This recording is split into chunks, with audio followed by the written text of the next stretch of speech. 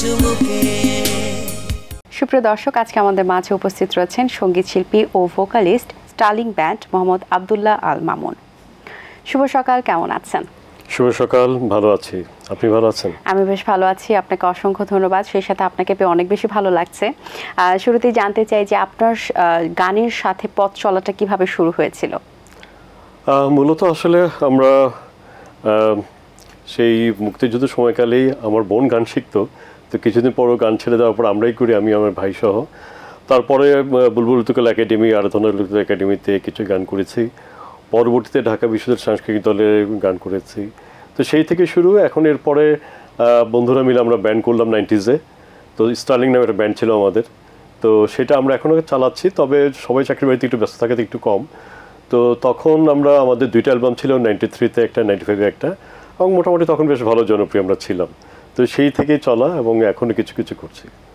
আচ্ছা, এই ব্যান্ডের সাথে আপনার দীর্ঘদিনের পথ চলা, ব্যান্ডকে নিয়ে আসলে কি স্বপ্ন নিয়ে যেটি তৈরি করেছিলেন, সেই স্বপ্নেই কি এগোতে পারছেন কিনা? অবশ্যই, যেটা বলা অপেক্ষা রাখে না যে বাংলাদেশের 90-এর দশকে যে ব্যান্ড সঙ্গীত যেটা ছিল, যেটা একটা তারুণ্যের প্রতীক ছিল, এবং সেই গোল্ডেন সংগুলি এখন আমরা শুনছি। তো আমাদের যে ইচ্ছাটা ছিল যে বাংলাদেশের মিউজিকটাকে আন্তর্জাতিক পর্যায়ে আধুনিক যন্ত্রপাতি দিয়ে সারা বিশ্বে ছড়িয়ে দেওয়াটাই উদ্দেশ্য ছিল, এবং কিছুটা আমরা সফল হয়েছি। তবে হ্যাঁ, অবশ্যই হয়তো আমাদের ব্যান্ড না পারলে অন্য একটা ব্যান্ড আগাচ্ছে, সেটা ভালোই হচ্ছে। এবং আজকাল যেটা আমরা দেখতে পাচ্ছি যে নতুন নতুন অনেক শিল্পী বের হয়ে আসছে এবং টেকনোলজির ব্যবহার হচ্ছে। তো আমার মনে হয় যে এই ধারাবাহিকতাটা চলছে, এবং আমি যেটা আশা করি যে আপনাদের মতো যারা আছেন, এটিএন বাংলার মতো যারা আছেন, এই ধরনের পৃষ্ঠপোষকতা করলে আরও আগাবে। জি, অবশ্যই, আমরা সেই প্রত্যাশাই করছি। আপনার ব্যান্ডের একটি খুব জনপ্রিয় গান আছে, ভালোবাসা এই মনে ছিল। সেই গানটির দুটি লাইন কি আমরা শুনতে পারি?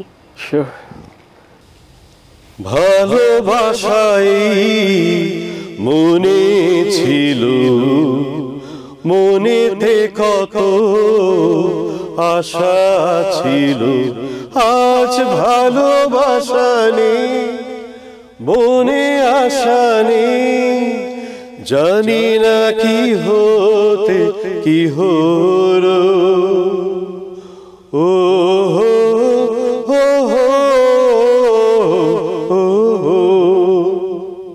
বাহ, চমৎকার একটি গান, গানের কথাগুলো খুব সুন্দর। আপনার রিসেন্ট একটি গান রিলিজ হয়েছে, সে এখন কেমন আছে। এই মিউজিক ভিডিওটি কিভাবে শুটিং হয়েছে এবং তার পেছনের কাহিনীটা বা স্টোরিটা একটু জানতে চাই।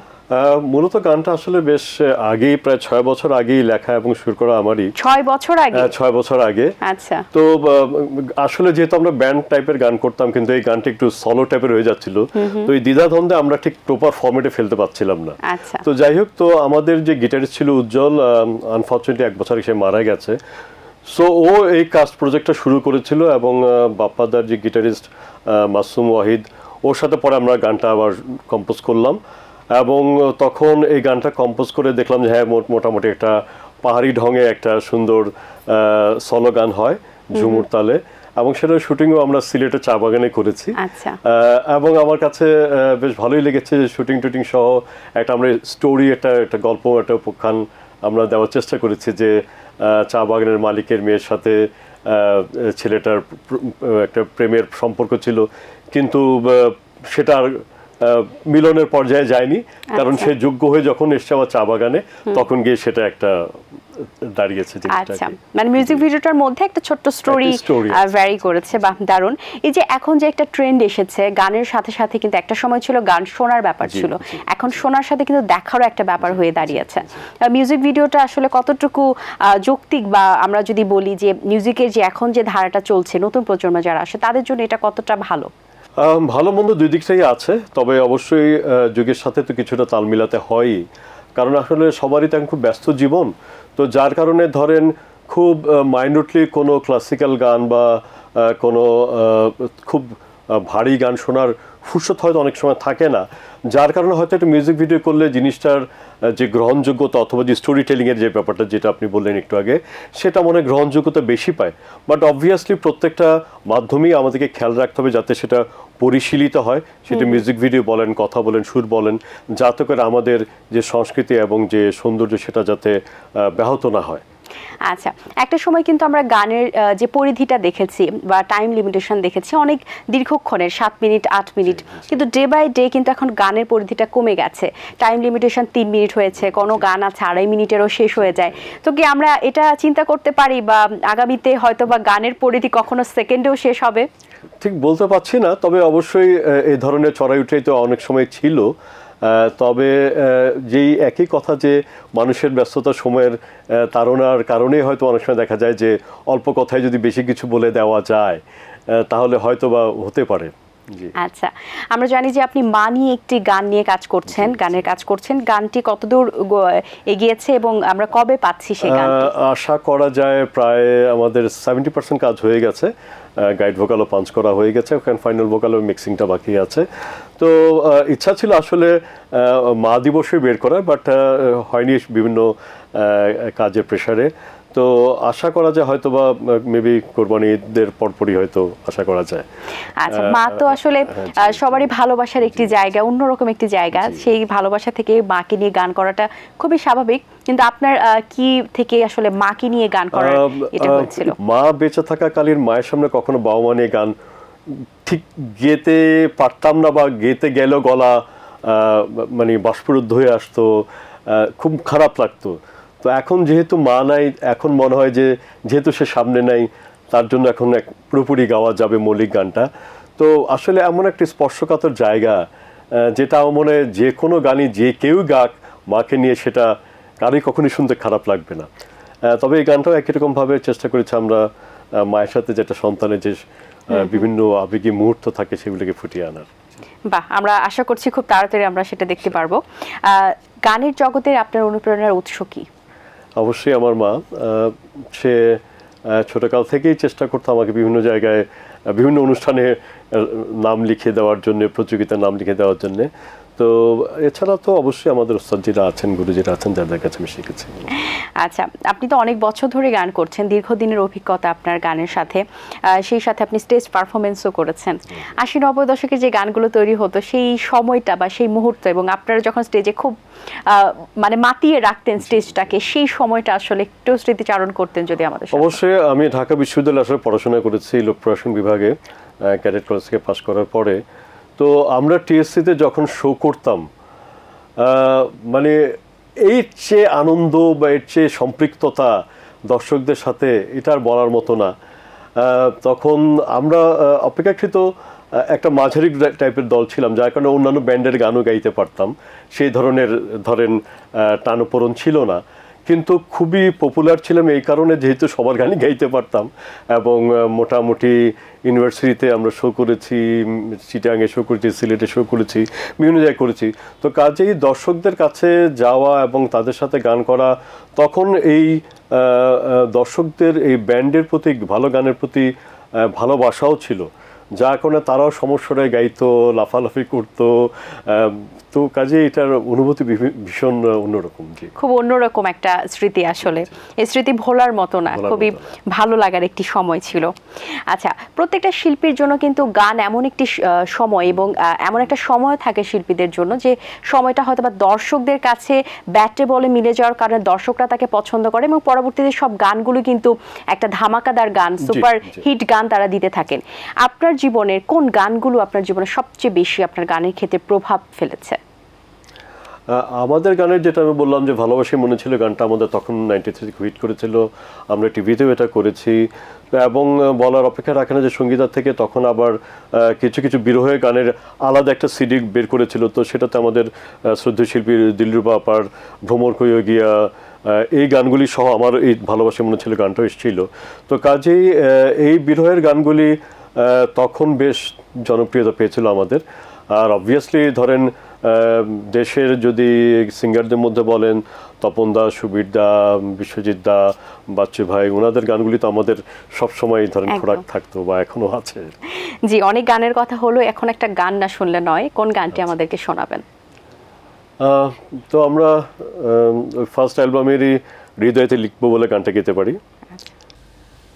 হৃদয়তে লিখবো বলে জানতে চেয়েছিলাম না, কিছু বললে না, তাই মনে মনে অনামিকা রাখলাম তোমার নাম হৃদয়েতে লিখব বলে, জানতে চেয়েছিলাম নাম কিছু বললে না, তাই মনে মনে অনামিকা রাখলাম তোমার নাম হৃদয়েতে লিখব বলে।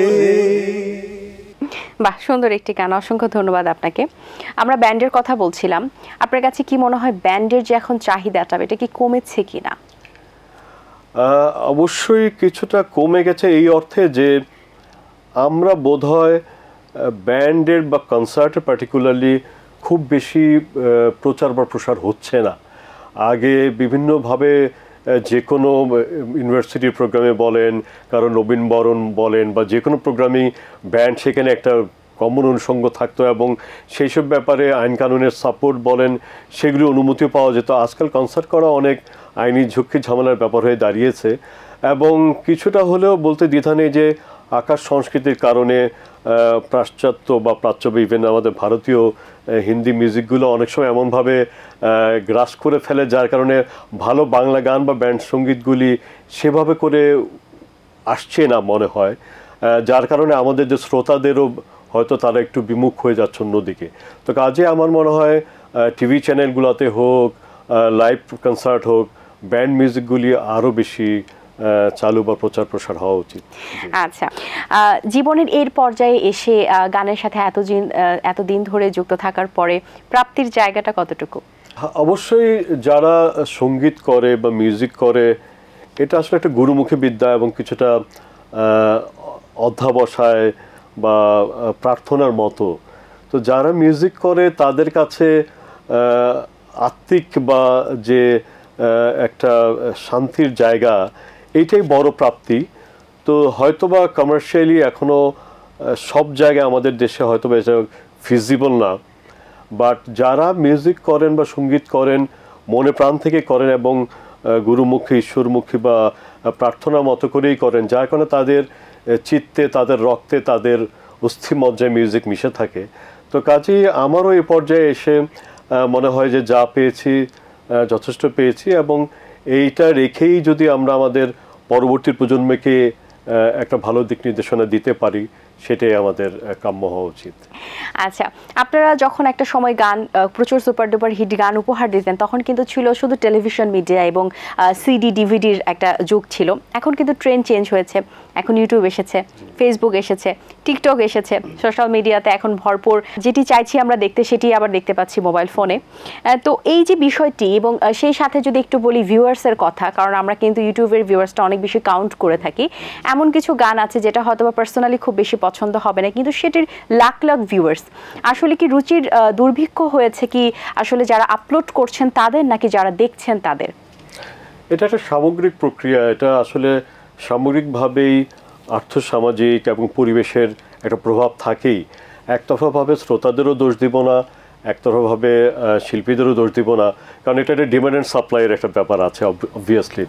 তো কাজেই এই জায়গাটাতে একই রকমভাবে বলবো যে সামগ্রিকভাবেই যদি সংস্কৃতি মন্ত্রণালয় হোক বা যারা বোদ্ধা আছেন তারাও যদি কিছু কোড অফ কন্ডাক্টের ব্যাপার আনতে পারেন এখানে অনেক ভালো হয়। বলছি না যে একেবারে সেন্সর বোর্ডের মতো কিছু থাকুক, বাট তবুও ভালো জিনিসগুলির কিছু গাইডলাইন থাকা ভালো। তবে এটা যেহেতু মানুষের ব্যক্তি স্বাধীনতার ব্যাপার, এটাকে শেকল দিয়ে বেঁধে রাখা যাবে না এবং অবশ্যই ধরেন সাময়িকভাবে কিছু ভিউয়ার্স হয়তো বাড়লেও বা থাকলেও সেটা বেশি দিন ধরে টিকে থাকবে না। যেই গানের কথা শাহনাজ রহমতুল্লাহর কথা বলেন বা বাচ্চু ভাইয়ের গানের কথা বলেন বা তপনদার কথা বলেন, সেগুলি এখনও আমরা শুনছি, এখনও স্টেজগুলি সেগুলি মানুষ শুনতে চায়, কিন্তু হয়তোবা দেখা যাবে যে গতকালকেই যেটা অনেক ভিউ পেয়েছে সেই গানটা হয়তো কালকেই কেউ শুনতে চাইবে না। তো কাজেই সেখানে অনেক কিছু চটকদারি ব্যাপার থাকতে পারে সাময়িক লাইকস বাড়ানোর জন্যে, কিন্তু যদি সঙ্গীত এবং সংস্কৃতির কথা বলেন অবশ্যই ভালো জিনিসগুলি টিকে থাকবেই, সার্ভাইভাল অফ দ্য ফিটেস্ট এটা কথাই আছে। তো এটা অবশ্যই আমাদের সামগ্রিকভাবে সবারই সচেতনতার একটা জায়গার প্রয়োজন আছে। এবং গানের ক্ষেত্রে দেখা গেছে যে অনেক শিল্পী চান যারা প্রচুর গান থাকবে, তার প্রচুর মৌলিক গান থাকবে, এই কারণে কিন্তু অনেক কোয়ান্টিটি গানের ক্ষেত্রে হয়ে যায় কিন্তু কোয়ালিটিটা হয়তো বা একটু পিছিয়ে পড়ে। সেক্ষেত্রে একজন শিল্পীর ক্ষেত্রে কোয়ান্টিটি ম্যাটার করে নাকি কোয়ালিটি? আমার মনে হয় কোয়ালিটি ম্যাটার করে। হয়তো দেখা যাবে অনেক বড় বড় শিল্পী আছে যার একটা গানই তাকে বাঁচিয়ে রেখেছে বছর পর বছর। তো অবভিয়াসলি কোয়ালিটি ম্যাটার্স। আমার মনে হয় যে শিল্পীদের বা মিউজিশিয়ানদের কোয়ালিটির দিকে, সুরের দিকে, লয়ের দিকে, কথার দিকে অবশ্যই খেয়াল রাখা উচিত। আচ্ছা, আমরা আবারও আপনার কণ্ঠে আরেকটি গান শুনতে চাই। কোন গানটি আমাদেরকে শোনাবেন? তো আমরা ওই সময়টায় আরেকটা গান করেছিলাম টিভিতে, সেটাই হয়তো করতে পারি।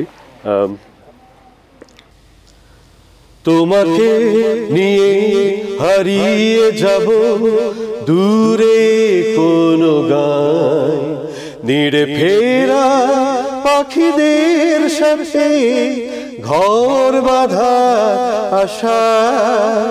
তোমাকে নিয়ে হারিয়ে যাব দূরে কোনো গান, নিড়ে ফেরা পাখিদের সাথে ঘর বাঁধা আশা। তোমাকে নিয়ে হারিয়ে যাব। বাহ, সুন্দর একটি গান। অসংখ্য ধন্যবাদ আপনাকে। অবসর সময় কি করা হয়? অবসর সময় অবশ্যই আমি খুব প্রকৃতি ভালোবাসি। আমার নিজস্ব একটা ছোট বাংলো বাড়িও আছে গাজীপুরে, সেখানে আমি গাছের যত্ন করি। আর অবশ্যই আমি খুব চ্যারিটি কাজ করি আমার গ্রামে এবং আশপাশে যারা আছেন তাদেরকে কিছু গরিব যারা মেধাবী ছাত্রছাত্রী আছেন স্কলারশিপ দেই আমার বাবা মার নামে। তো এই কাজগুলো আমি করতে পছন্দ করি। বাহ, খুব সুন্দর একটি কাজে নিজেকে নিয়োজিত রেখেছেন। যারা নতুন প্রজন্মে, যারা এখন গানে খুব বেশি সাধনা করতে চায় এবং গানকে আসলে তারা সিরিয়াসলি নিয়েছেন এবং গানকে নিয়ে এগিয়ে যেতে চান, তাদের উদ্দেশ্যে আপনার কি বলার আছে? আমার কথা একটাই, যারা গানই করুক বা অভিনয় করুক বা আবৃত্তি করুক, জিনিসটা যাতে একটা গুরুমুখী বা প্রাতিষ্ঠানিক শিক্ষা নিয়ে যাতে ওনারা আসেন। কারণ আবারও যেটা বলি, সবাই গড গিফটেড হয় না। তো কাজেই এ ব্যাপারে যদি কিছুটা প্রাতিষ্ঠানিক এবং গুরুদের কাছে বা যারা টিচার আছেন তাদের সাথে ঠিকমতো শিখে তারপরে যাতে আমরা কাজ করি, এবং অবশ্যই অধ্যবসায় এবং পরিশ্রমের কোনো বিকল্প নেই। তো এটা ধরে রাখলেই হবে। সাময়িক বাহবা পাওয়ার জন্য অথবা ভিউজ পাওয়ার জন্য যাতে আমরা না করি, অবভিয়াসলি যাতে এটা অনেক দিন ধরে টিকে থাকে সেদিকে যাতে লক্ষ্য রাখা উচিত। জি, আপনাকে অসংখ্য ধন্যবাদ। অনেক ভালো লেগেছে আপনার সাথে কথা বলে এবং সেই সাথে খুব সুন্দর কিছু গান শুনিয়েছেন। আপনার জন্য অনেক শুভকামনা। ভালো থাকবেন সবসময়। ধন্যবাদ। আমরাও একই রকমভাবে এটিএন বাংলা এবং তাদের কলাকুশলী সবাইকে ধন্যবাদ জানাচ্ছি এবং আপনাকেও ধন্যবাদ জানাচ্ছি আমাদেরকে এই সুযোগটা দেওয়ার জন্য। দর্শক, আশা করছি আজকের আয়োজন আপনাদের ভালো লেগেছে। আজ এই পর্যন্তই। আপনাদের সঙ্গে দেখা হবে আগামী পর্বে নতুন কারো সঙ্গে। সেই পর্যন্ত ভালো থাকুন, সুস্থ থাকুন এবং চোখ রাখুন এটিএন বাংলার পর্দায়। আল্লাহ হাফেজ সবাইকে। দিন আসে দিন যায়, সময়টা চলে যায়, তবু আছি এই বেশ ভালো। জীবনটা রঙময়, যেভাবেই হওয়া চাই, নয় কবু সাদা কালো। এই আশাতে স্বপ্ন ভাসে, সুখ হাসে চোখে মুখে, চায়ের চুমুকে।